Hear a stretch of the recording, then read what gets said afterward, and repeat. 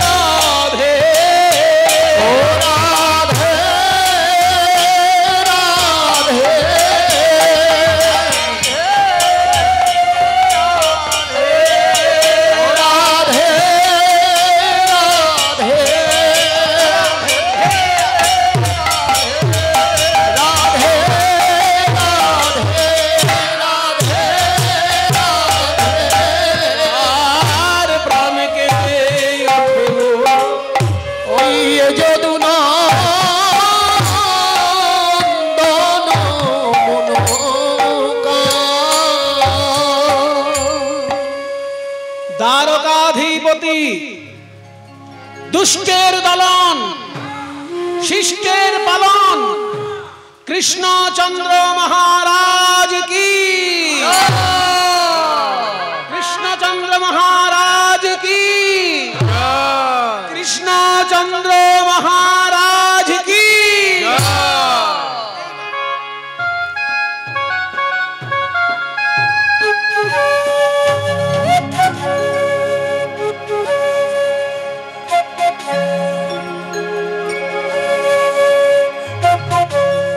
আসুন আসুন দেবর্ষিপাত আপনাকে প্রণাম জানাই সত্যযুগ ত্রেতা যুগ পার করে দাপর যুগেও আপনি বিরাজ করছেন এই দ্বারকার রাজপ্রাসাদে আপনাকে স্বাগতম কিন্তু আপনি তো সব সময় নারায়ণ নারায়ণ এই রকম বলে বেড়ান আজকে আপনি কেন রাধা নাম গাইতে গাইতে আসছেন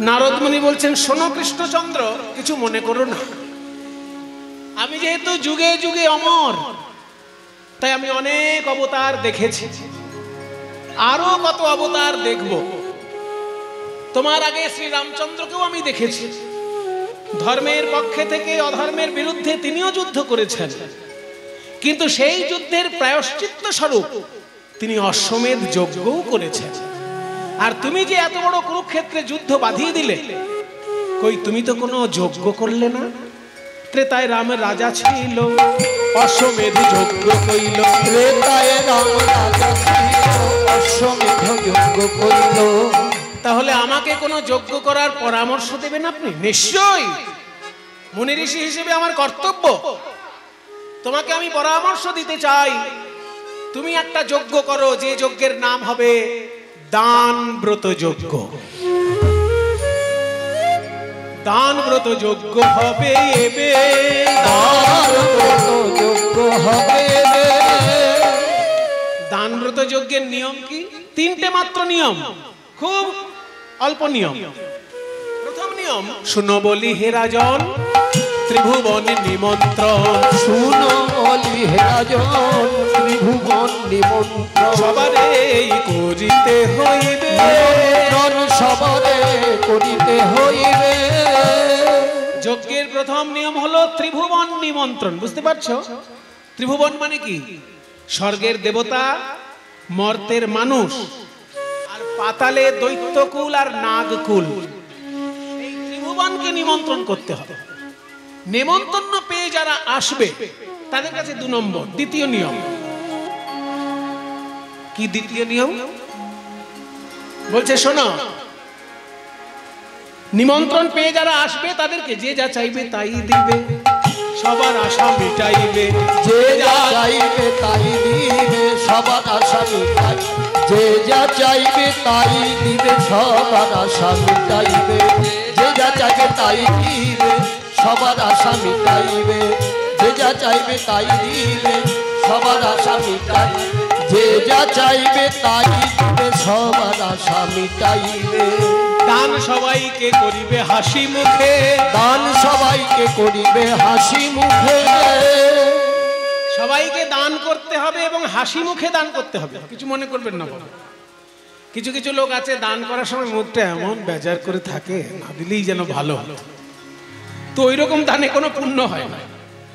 আপনার সাধ্যমতো আপনি দান করবেন, না পারলে শুধু হাত জোড় করে প্রণাম করবেন।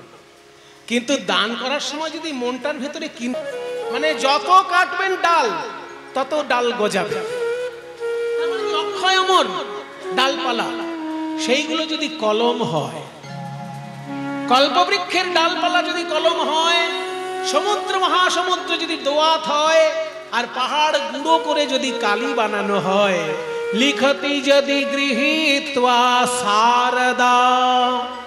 শারদা, শারদা মানে হচ্ছে সরস্বতী মা। সরস্বতী যদি এইগুলো গ্রহণ করে লিখতে থাকেন, সর্বকালম, সারাক্ষণ ধরেও যদি লিখতে থাকেন, তদপি, তাহলেও তব গুণানাম ঈশ, হে ঈশ্বর তোমার গুণাবলীর পারং ন জাতি, সীমা পাবে না, পার পাবে না। লিখতে यदि गृहीत्वा शारदा सर्वकालं, तदपि तद गुणानामीश पारं न याति। ओम नमः शिवाय, ओम नमः शिवाय, शिवाय ओम नमः शिवाय, ओम नमः शिवाय, शिवाय ओम नमः शिवाय, ओम नमः शिवाय। শিব ঠাকুর এসেছেন ভূভারতে 12টি জায়গায় তার প্রধান প্রধান অবস্থান। গুজরাটে রয়েছে সোমনাথ মন্দির, তারপর একদম গুজরাটে আরো একটি জ্যোতির্লিঙ্গ আছে, তার নাম নাগেশ্বর। সোমনাথ হচ্ছে গুজরাটে, আবার নাগেশ্বরও গুজরাটে। তাছাড়াও উত্তর ভারতের একদম হিমালয় পর্বতে রয়েছে কেদারনাথ। তারপর বেনারসে রয়েছেন বিশ্বনাথ, আর ঝাড়খণ্ডে দেওঘরে বৈদ্যনাথ বিরাজ করছেন। এইবার মধ্য ভারতে রয়েছে ত্র্যম্বকেশ্বর, ওঙ্কারেশ্বর, ঘৃষ্ণেশ্বর আর ভীমাশঙ্কর। এনারা সবাই মহারাষ্ট্রে বিরাজ করছেন। মহারাষ্ট্র, মধ্যপ্রদেশ এবং মহারাষ্ট্র মিলে। আরো দক্ষিণে যদি চলে যান তাহলে দেখতে পাবেন মল্লিকার্জুন বিরাজ করছেন। আরো রয়েছেন রামেশ্বরম, রামেশ্বর বিরাজ করছেন। কাজে সারা ভারতবর্ষে 12টি জায়গায় স্বয়ং ভগবান বিরাজ করছেন। আর এক রয়েছেন উজ্জয়িনীতে মহাকালেশ্বর বিরাজ করছেন। কাজে 12টি জায়গায় স্বয়ং দেবাদিদেব মহাদেব উজ্জ্বল রূপে বিরাজ করছেন। এই 12টি জায়গায় যদি প্রণাম করা যায়, জীবন ধন্য হয়ে যায়। আপনাদের আশীর্বাদে 2012 সালে আমি সংকল্প নিয়েছিলাম যে 2012 সালে আমার যেন 12 জ্যোতির্লিঙ্গ দর্শন সম্পূর্ণ হয়। 12 সঙ্গে 12 মিলাতে চাইছি। তাই আপনাদের আশীর্বাদে 2012 সালেই আমি 12 জ্যোতির্লিঙ্গ দর্শন সম্পূর্ণ করে রেখেছি। তার মধ্যে আমার সব থেকে মজা লেগেছে 2টি জায়গায়। একটা হচ্ছে রামেশ্বরম, যেখানে স্বয়ং মা শারদা গঙ্গা জল ঢেলে কি বলেছিলেন জানেন? যে ত্রেতা যুগে আমি তোমাকে যেমন দেখেছিলাম এখনো তোমাকে তেমন দেখছি। মানে হঠাৎ করে বলে আবার কথাটা লুকিয়ে ফেলেছে। যে পাশে ছিল সে বলল, মা কি বললে? তুমি জানো কি বললে? দ্বিতীয়বার মা সারদা বললেন না, ওই একবার বলেছিলেন, সঙ্গী যিনি ছিলেন তিনি সেটা শুনে মুখস্থ করে নিয়েছেন। যে ত্রেতা যুগে, তার মানে কি, সীতা দেবী রূপে আমি যখন এখানে এসেছিলাম তখন তোমাকে যে রূপে দেখেছি আজকেও তোমাকে সেই রূপেই দেখছি। সেই জন্য যদি কোনোদিন আপনারা রামেশ্বরম যান, আপনাদের কাছে আমার অনুরোধ, এই বাংলা থেকে গঙ্গা জল নিয়ে যাবেন। কারণ সারা ভারতবর্ষে রামেশ্বরম শিবলিঙ্গে গঙ্গা জল দান করলে একসঙ্গে দুটো পুণ্য পাওয়া যায়। শিবলিঙ্গে গঙ্গা জলের পুণ্যও হলো,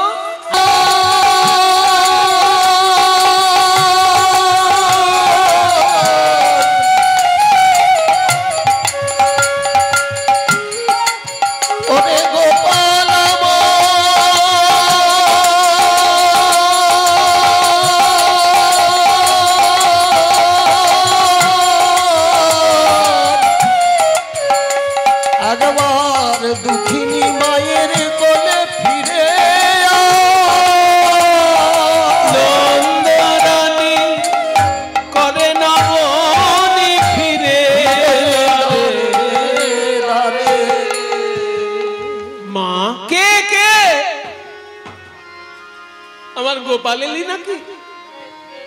মা, আমি যে নারদ মুনি, তুমি কি দেখতে পাচ্ছ না?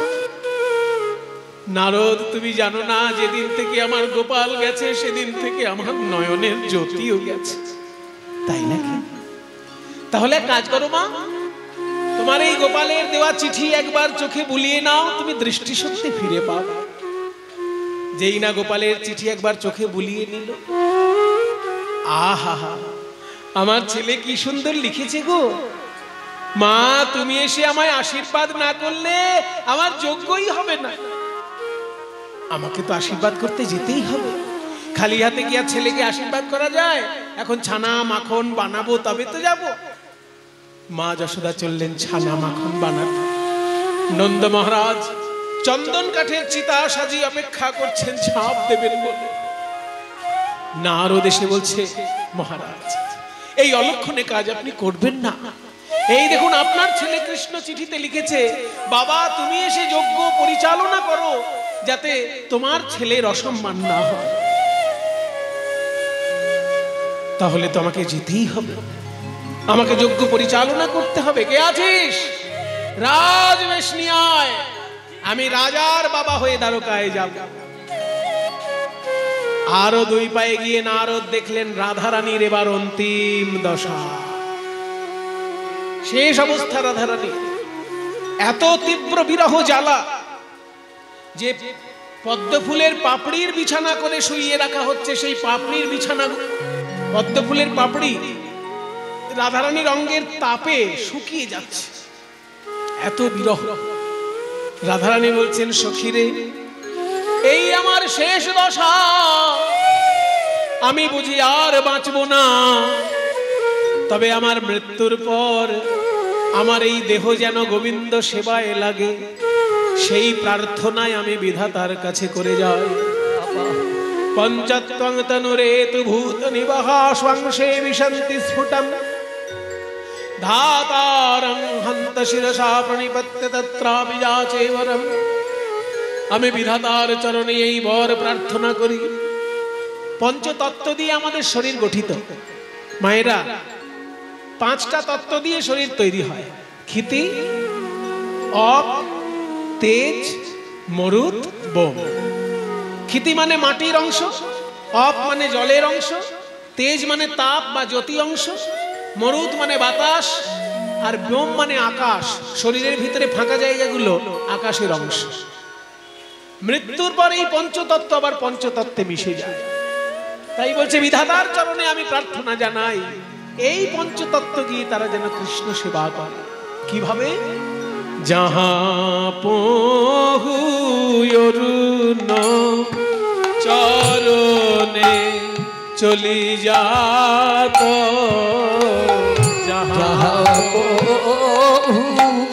অরুণ চরণে চলি যাত মধুরঙ্গ তাহা তাহা ধরণী হৌক মধু গাত। যে ভূমির উপর গোবিন্দ বিচরণ করবে আমার শরীরের মাটি অংশ যেন সেই ভূমিতে যায়, তাহলে কি হবে? আমার শরীরের মাটি যেন সেই পথে যায়, মাটি যেন সেই পথে যায়। যে পথে গোবিন্দ নেচে যাবে তার চরণ ধুলা হয়ে রব।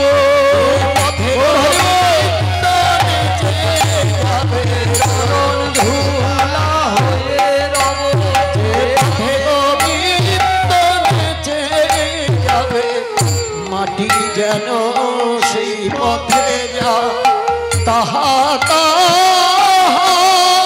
ধরণী হৌক মধু গাত।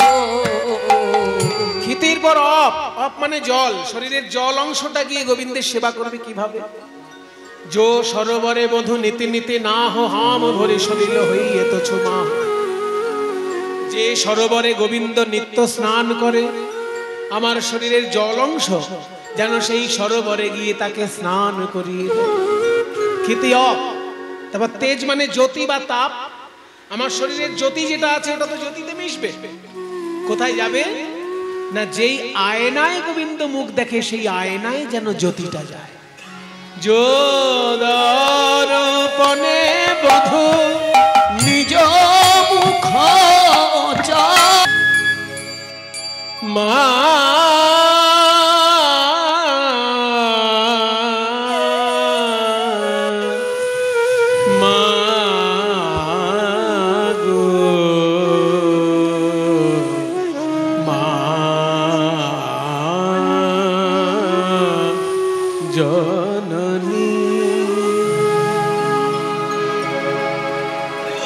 আমি সখাত সলিলে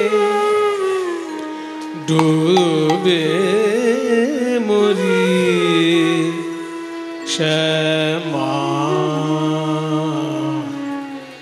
দোষ কারো নয় গো মা। আমি নিজে খুঁড়েছি মাটি আর সেই মাটিতে জল জমলো, আমার খোঁড়া গর্ত, তাতে জল জমে গিয়ে যদি আমি ডুবে মরি তাতে কি তোমার দোষ? দোষ তো আমারই। তাহলে মাটি যে খুঁড়লাম, কোদাল কুড়ুল পেলাম কোথায়? আমার লোভ মোহ হলো কোদণ্ড স্বরূপ, পুণ্য ক্ষেত্র মাঝে কাটিলাম আর সে কূপে বেড়িল কাল রূপ জল ওগো হর মনোরমা মা দোষ কারো নয় গো মা। শ্রীরামকৃষ্ণ দেবের এটাও খুব প্রিয় সঙ্গীত ছিল, উনি নিজে গান গাইতে ভালোবাসতেন, নিজে গান গাইতেন। আপনারা শুনলে অবাক হবেন যে মাইকেল মধুসূদন দত্ত যখন দক্ষিণেশ্বরে গেছিলেন, মাইকেল মধুসূদন দত্ত খ্রিস্টান ধর্ম গ্রহণ করেছিলেন এবং তিনি দক্ষিণেশ্বর গেছিলেন, তখন কিন্তু রামকৃষ্ণদেবের বয়স খুব অল্প। মাইকেল মধুসূদন দত্ত রামকৃষ্ণদেবের থেকে বয়সে অনেক বড়। আর মাইকেল মধুসূদন দত্ত দক্ষিণেশ্বরে গেছেন ভক্তির জন্য নয়, উকিল হিসেবে। রানী রাসমণির কেস ব্রিটিশদের বিরুদ্ধে, আর সেই কেস লড়াই করার জন্য উকিল হিসেবে মাইকেল মধুসূদন দত্ত দক্ষিণেশ্বরে গিয়েছিলেন। আর তখন কিছুদিন আগে রামকৃষ্ণদেব পূজারী হিসেবে দক্ষিণেশ্বরে যুক্ত হয়েছে। তখন লোকে বলেছিল যে ইনি খুব গান গাইতে, খুব ভালো গান করেন। তা ঠিক আছে ঠাকুরমশাই কেমন গান করেন একটু শুনি। সেই জন্য মাইকেল মধুসূদন দত্ত রামকৃষ্ণদেবের কণ্ঠে সঙ্গীত শুনেছিলেন। কাজী রামকৃষ্ণদেব কিন্তু অল্প বয়সে মাইকেল মধুসূদন দত্তকে শুনিয়েছিলেন গান। যতগুলো গান ঠাকুরের প্রিয় ছিল তার মধ্যে এটা একটা অত্যন্ত প্রিয় গান।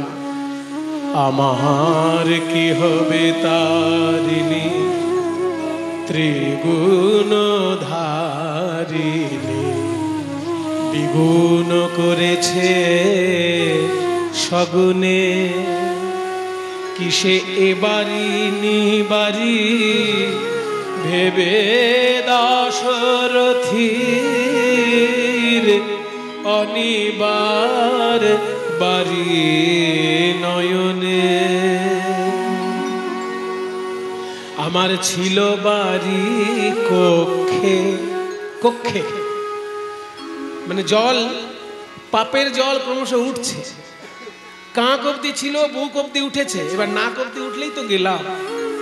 ছিল বাড়ি কক্ষে ক্রমে এলো বক্ষে, জীবনে জীবন মা কেমনে হয় রক্ষে। জীবন মানে প্রাণ, আবার জলের আর এক নাম জীবন। জীবনে মানে জলে, জীবন প্রাণ মা কেমনে হয় রক্ষে। এখন আছি তোর অপেক্ষে, দে মা মুক্তি ভিক্ষে, কটা খেতে করে পার মা দুষ্কার নয় গো মা। শরণাগত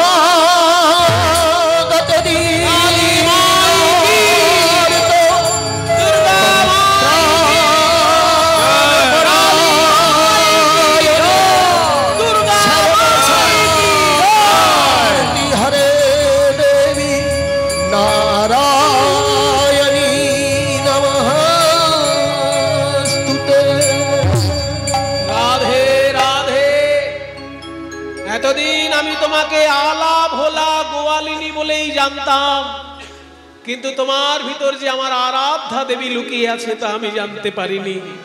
তোমাকে বাধা দেয় স্বার্থকার। তুমি যাও প্রভাস তীর্থে, কৃষ্ণ চরণে তুমি আমার হয়ে দু কথা জানিয়ে দিও। সবাই মিলে প্রভাস তীর্থে চলেছি। বাঁকা নয়ন বাঁকা বৌতি মোঠা, বাঁকা শিখি বাঁকা নয়ন বাঁকা বৌতি মোঠা। তোমার রাঙা দুটি চরণ আমার হৃদয়ে যেন নৃত্য করে।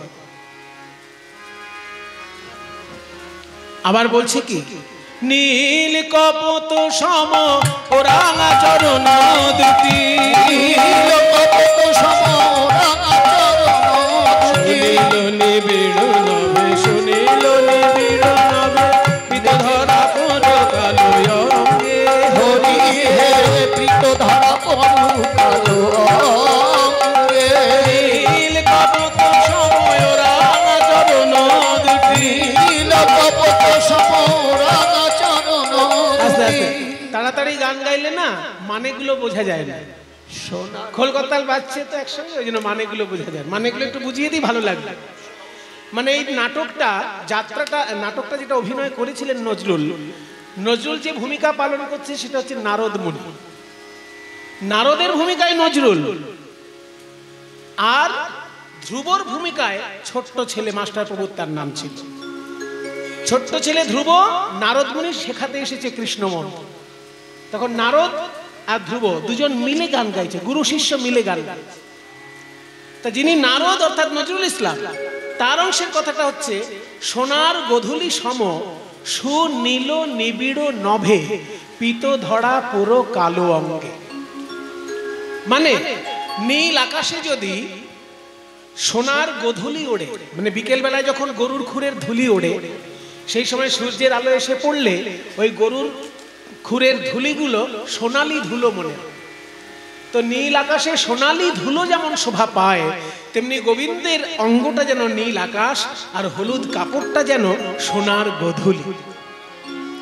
তাই নারদ মুনির ভাষায় বলছেন, নজরুল যে নীল সোনার গধূলি সম শুনিল নিবিড় নভে পিত ধরা পরো কালো অঙ্গে। সোনার গধূলি সম শুনিল নিবিড় নভে পিত ধরা পরো কালো অঙ্গে। পিত ধরা পরো কালো অঙ্গে। নীল কপোত সম রাঙা চরণ দুটি। নীল কপোত সম রাঙা চরণ দুটি। এই গানের প্রথম লাইনটা নারদ মুনির আর দ্বিতীয় লাইনটা ধ্রুব। তা নারদ যেহেতু মুনি ঋষি, ওই জন্য তার বক্তব্যের মধ্যে আকাশ, গোধূলি এইসব বড় বড় ব্যাপার রয়েছে। আর ধ্রুব যেহেতু ছোট্ট ছেলে, তার ভাষাটা কি না নীল কপোত সম। নীল কপোত মানে নীল পায়রা। নীল কপোত সম ও রাঙা চরণ দুটি নেচে যাক অপরূপ ভঙ্গে। তোমার চরণ দুটি যখন আমার হৃদয়ে নাচবে, মনে হচ্ছে যেন ছোট ছোট নীল পায়রা দুটি নাচ। যে ধ্রুব যেহেতু ছোট ছেলে, ওই জন্য তার পাখি দিয়ে উদাহরণ। নীল কপোত সম রাঙা চরণ দুটি।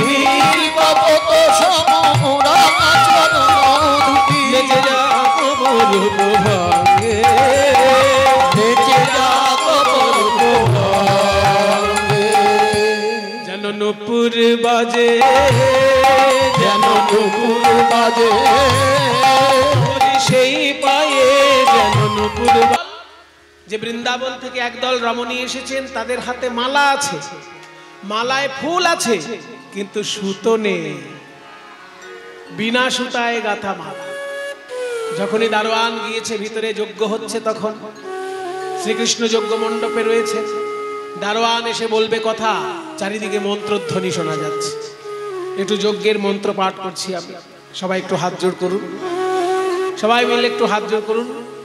4টে বেদ থেকে আমি মন্ত্র পাঠ করব, ঋক, সাম, যজুর, অথর্ব। আমি যখন অগ্নয়ে স্বাহা বলে হাত সামনের দিকে করব, তখন আপনারা উলুধ্বনি দেবেন। 4টে বেদের 4টে প্রথম মন্ত্র। ঋগ্বেদের প্রথম মন্ত্রটি অগ্নির উদ্দেশ্যে, সামবেদের প্রথম মন্ত্রটিও অগ্নির উদ্দেশ্যে, যজুর্বেদের যে প্রথম মন্ত্র বলা হয় সেটা বায়ুর উদ্দেশ্যে, এবং অথর্ববেদের যে প্রথম মন্ত্রটি বলা হয় সেটা অপ দেবতা বা জলের উদ্দেশ্যে। তাই 4টি বেদের 4টি মন্ত্র আমি পাঠ করছি। ওম পূর্ণমদঃ পূর্ণমিদং পূর্ণাৎ পূর্ণমুদচ্যতে পূর্ণস্য পূর্ণমাদায় পূর্ণমেবাবশিষ্যতে। ওম অগ্নিमीळे পুরোহিতং যজ্ঞস্য দেবং ऋत्विजं हुतारं रत्नधातमं। ओम अग्नये स्वाहा इदमग्नये। ओम अग्न आयाहि वेतये गृणानो हव्यदातये निहोता सत्सि बर्हिषि। ओम अग्नये स्वाहा इदमग्नये। ओम ईशेत्वर्यत्वा वायवस्थदेवो वस्सविता प्रापयतु श्रेष्ठतमाय कर्मणि। ओम वायवे स्वाहा इदं वायवे। ओम शन्नो देवीरभिष्टये आपो भवन्तु वीतये शंयोरभिश्रवन्तु नः। ओम आपो देव्यै स्वाहा इदमभ्यो इदं नमः। ओम स्वस्ति नो इन्द्र वृद्धश्रवाः शशि नो पूषा विश्ववेदाः शशि नस्तक्षो वरिष्ठो देवी शशि न बृहस्पति दधातु। ओम शांति शांति शांति। हरि ओम। বৈদিক ঋষিগণ বেদ মন্ত্র পাঠ করছেন, যজ্ঞ হচ্ছে। আর দারোয়ান এসে বলছে, মহারাজ একদল রমণী এসেছে, তাদের হাতে মালা আছে, মালায় ফুলও আছে, কিন্তু সুতো নেই। এই কথা শুনে গোবিন্দ ছুটে চললেন পূর্ব দ্বারে। যেই না রাধারানীর দিকে তাকিয়েছেন অমনি রাধারানী মুখ ঘুরিয়ে নিলেন। কইরে রাই, গোবিন্দ দেখবে বলে এত কষ্ট করে ছুটে এলি, ওই তো গোবিন্দ, তুই মুখ ঘুরিয়ে নিলি কেন? রাধারানী বলছেন, আমি যে গোবিন্দকে দেখবো বলে এসেছিলাম এ তো সেই গোবিন্দ নয়। হ্যাঁ, তুই কোন গোবিন্দ দেখতে এসেছিলিস? আমি রাজা কৃষ্ণ দেখতে চাই না, রাজা কৃষ্ণ দেখতে চাই না, রাজা কৃষ্ণ দেখতে চাই না, রাজা কৃষ্ণ দেখতে চাই না। আমি দেখতে চাই সেই রাখাল রাজা, রাখাল রাজা শ্রীদাম সুদাম যাহার প্রজা দেখতে চাই, সে রাখাল রাজা শ্রীরাম সুদাম যাহার প্রজা দেখতে চাই, সে রাখাল রাজা সুদাম যাহার প্রজা। রাজা কৃষ্ণ দেখতে চাই না। এ তো রাজ বেশে কৃষ্ণ, আমি চাই রাখাল বেশি কৃষ্ণকে, কারণ আমি তো রাজা কৃষ্ণকে ভালোবাসিনি, আমি রাখাল কৃষ্ণকে ভালোবেসেছি। এই কথা সবাই চাইছে তোমার শোনার আগে একদম সাইলেন্ট প্লিজ। আমি রাখাল বেশি কৃষ্ণকে ভালোবেসেছি, তাই রাখাল বেশি কৃষ্ণকে আমি দেখতে চাই। রাখাল বেশি কৃষ্ণকে দেখতে চেয়েছেন। শ্রীকৃষ্ণ মনে মনে চিন্তা করলেন, দান ব্রত যজ্ঞ, দান ব্রত যজ্ঞে কি বলা হয়েছিল? নিয়ম, তিনটে নিয়মের মধ্যে একটা নিয়ম ছিল, যে যা চাইবে তাকে তাই দিতে হবে হাসি মুখে। এবার রাধারানী তো কিছু চায় না, রাধারানী চাইছেন শুধু দর্শন। তাহলে দর্শনটা যদি আমি রাধারানীকে দিতে না পারি তাহলে তো আমার যজ্ঞ সম্পূর্ণ হবে না। তাই যোগ মায়াকে স্মরণ করলেন শ্রীকৃষ্ণ। হে যোগ মায়া, তুমি এখনই এই রাজবেশ পরিবর্তন করে আমাকে রাখাল বেশে সাজিয়ে দাও, না হলে রাধারানীকে আমি দর্শন দিতে পারছি না। তাই রাখাল বেশ ধারণ করে প্রাণ গোবিন্দ যেই বাঁশি নিয়ে হাসি মুখে দাঁড়ালেন, অমনি রাধারানীর নয়ন ভরে দেখছেন। আত্মনিবেদন। আমার হৃদয় প্রাণ মন আমি কি বলে করিব নিবেদন। কি সুন্দর কথা, আত্মসমর্পণের কথা। আমি কি বলে করিব নিবেদন, আমারও হৃদয় প্রাণ মন আমি কি বলে করিব নিবেদন। আমি কি বলে করিব নিবেদন, আমার হৃদয় প্রাণ মন আমি কি বলে করিব নিবেদন।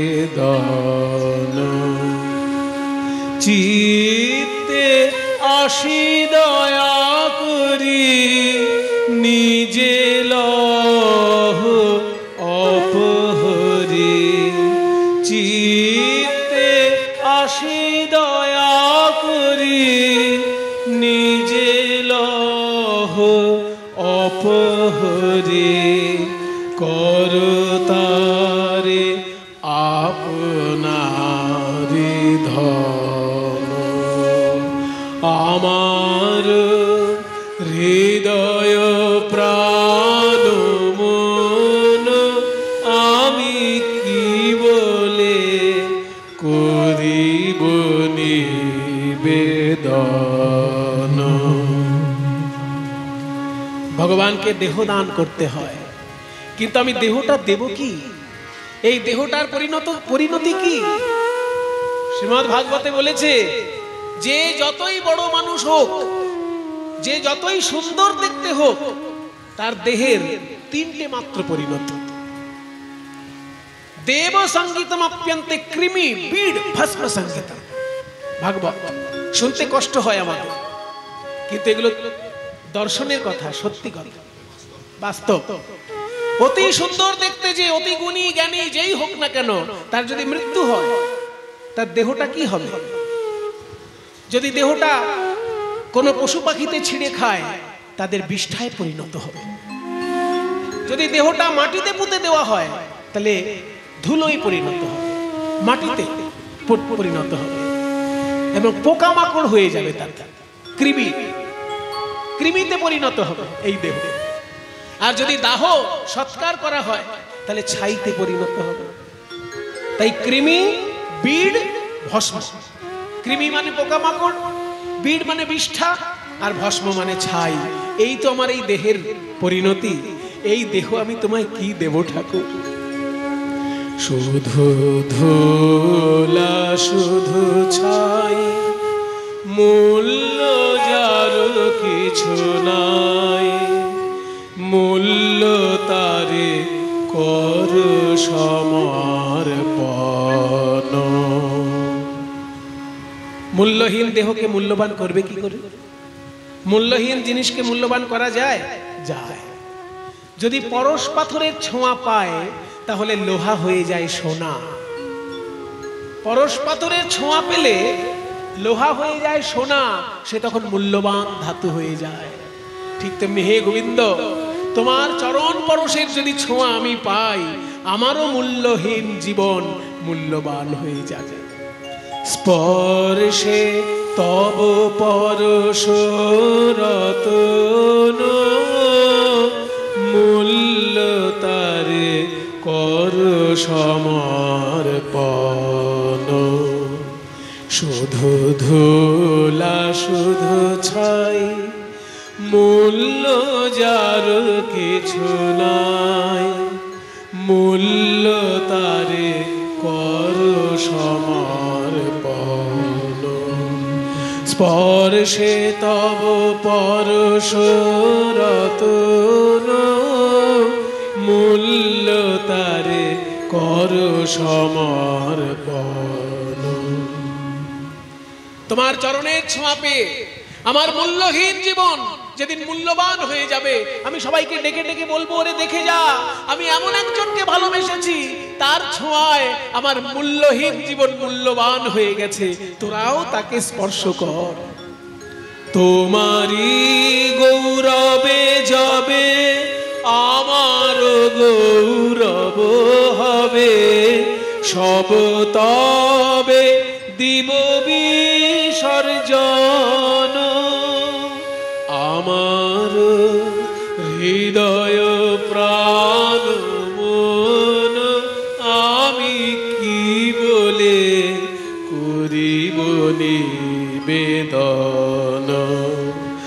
আমার হৃদয় প্রাণ মন আমি কি বলে করিব নিবেদন। আমি কি বলে করিব নিবেদন। আত্মসমর্পণের কথা কবিগুরুর ভাষায় আমরা শুনলাম। রাধা রানী আর গোবিন্দ দাঁড়িয়েছেন, দূর থেকে নারদ মুনি বলছেন, আমি তো এই দৃশ্যটা দেখবো বলেই অপেক্ষা করছিলাম। তাই যে যা চাইলো সে তাই পেল। আজকে প্রভাস যজ্ঞ পরিপূর্ণ হলো, যে যা চাইলো তাই পেল, সবার আশা মিটাইলো। যে যা চাইলো তাই দিল, সবার আশা মিটাইলো। প্রভাস যজ্ঞ পূর্ণ হইল, প্রভাস যজ্ঞ সম্পূর্ণ হইল। কত বড় হেরে তাহা বলেতে আছিল যাহা, কত বড় হেরি তাহা মনেতে আছিল যাহা, বিষ্ণুপদ করে নিবেদন, পদে করে নিবেদন। বলে কি আর বলিব আমি দেহ পদ ছায়া আর তুমি, কি আর বলিব আমি দেহ পদ ছায়া তুমি। শুনয় হে নন্দের নন্দন, চরণ ছাড়া করোনা হে ওই চরণে চরণ